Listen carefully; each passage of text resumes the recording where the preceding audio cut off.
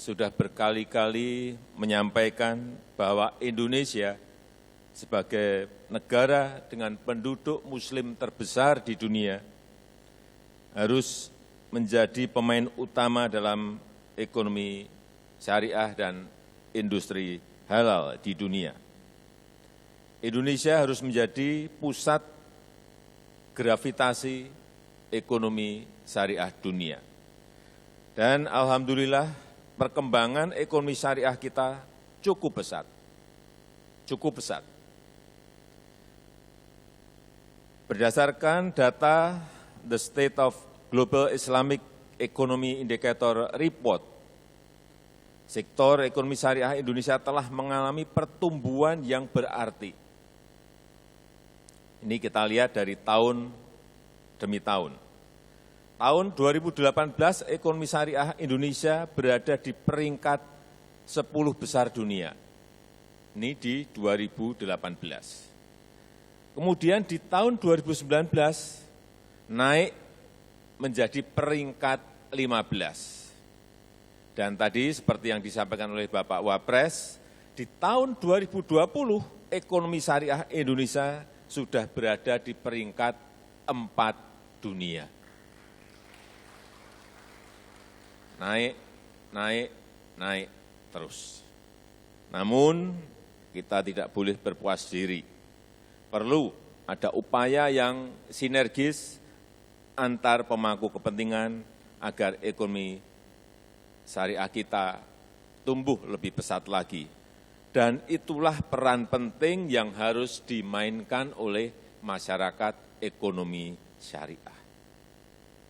Bapak Ibu yang saya hormati, saya menaruh harapan besar kepada masyarakat ekonomi syariah untuk menjadi jembatan bagi seluruh pemangku kepentingan ekonomi syariah, untuk membangun ekosistem ekonomi syariah di negara kita Indonesia, untuk membangun ekonomi inklusif yang memberdayakan dan mampu bertahan menghadapi berbagai macam krisis.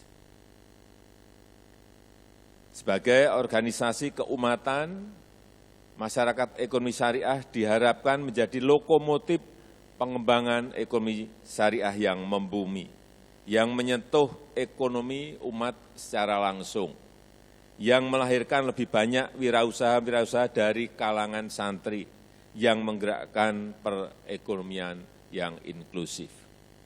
Karena itu, kita harus mendorong munculnya lebih banyak entrepreneur, wirausahawan dari kalangan santri dan lulusan pondok pesantren. Orientasi santri seharusnya bukan lagi mencari pekerjaan, tetapi sudah menciptakan kesempatan kerja bagi banyak orang, menebar manfaat seluas-luasnya bagi umat.